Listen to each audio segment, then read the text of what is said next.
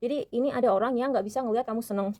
Dan aku saranin kamu kalau punya pasangan baru jangan langsung diposting di sosmed, karena banyak orang yang nggak seneng lihat kamu seneng, terus takutnya kayak hubungannya masih baru, terus kayak apalagi kamu nge-tag pasangan kamu di sosmed. Jangan lakukan itu. Kalau kamu punya pasangan baru, terus kamu kayak mau serius sama pasangan itu, terus kamu ada niat nikah sama pasangan itu, jangan diposting di sosmed sampai udah waktunya kamu tunangan. Karena aku pernah guys, yang aku alamin hubungannya bukan sama cinta-cintaan. Aku cerita ke dua teman aku, Mawar sama Melati. Aku cerita sama mereka, aku tunjukin lah si IG-nya, dan itu aku nyesel senyesel-nyeselnya karena setelah aku cerita ke mereka tuh kayak tiba-tiba aku udah meeting sama orang itu malah tiba-tiba di ghosting, orangnya tiba-tiba ngilang. Aku teman-temanku sih mereka nanya, "Lu cerita ya ke orang ya? Jangan-jangan temen lu ngontak orang itu ya, bukannya mau suuzon ya, tapi takutnya kalau misalnya kamu punya pasangan, terus kamu posting, terus kamu tag, kayak teman-teman kamu yang dengki atau iri sama kamu akan ngedeketin laki itu, terus kayak nge-DM dia atau kayak ngepoin dia atau paling enggak ngepoin dia, terus kayak gangguin dia, terus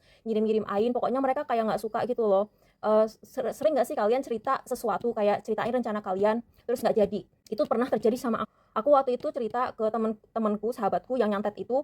Awalnya kan dia nyantet aku tahun 2020, dan itu setelah kalau nggak salah nggak sekitar waktu-waktu setelah aku cerita ke dia bahwa aku tuh mau seriusin YouTube. Setelah itu dia mulai kirim-kirim, dan aku jadi apa tuh, kerja jadi sakit-sakitan gitu loh. Jadi aku saranin kamu kalau misalnya mau nikah sama orang nggak usah lah bilang sama orang gitu. Maksudnya kalau udah waktunya tebar undangan ya tebar undangan gitu. Terus kayak ada kan orang kayak misalnya mau tunangan terus kayak cincinnya tuh kayak di foto gitu, udah engage gitu kan. Jangan jangan kayak begitu. Aku bukannya, aku kesannya kayak nggak bisa terang seneng juga ya, tapi kayak kadang-kadang tuh kita harus melindungi diri kita dari orang-orang julid gitu loh, ngerti nggak? Kadang-kadang tuh mereka kalau ngeliat kamu kayak jeger gitu loh, mereka tuh kalau ngeliat sosmed kamu. Terus aku pernah ya waktu itu posting, cuman posting kertas gitu, posting foto planner aku tapi untuk mengenang kucing aku yang meninggal namanya Pisang. Pisang itu kalau nggak salah itu juga korban temanku itu, temanku yang nyantet aku pertama kali. Tapi setelah aku posting foto itu dia malah makin kenceng nyantetnya. Jadi tolong deh jangan jangan mengumbar sesuatu sebelum udah fix gitu loh, udah jadi banget. Kayak misalnya kamu baru kenalan sama cowok gitu ya, nggak usah lah kayak dipasang fotonya gitu. Kalau jalanin aja, terus kamu kalau kalau gimana ya, jelasin ke cowoknya juga kalau misalnya, atau ceweknya gitu ya, jelasin ke pasangan kamu kenapa kamu nggak mau posting dia gitu loh. Takutnya pasangannya juga curiga kan, lu kenapa nggak mau posting gua, lu udah punya pacar atau gimana? Jangan, karena takutnya dikiranya kamu punya pacar banyak kan.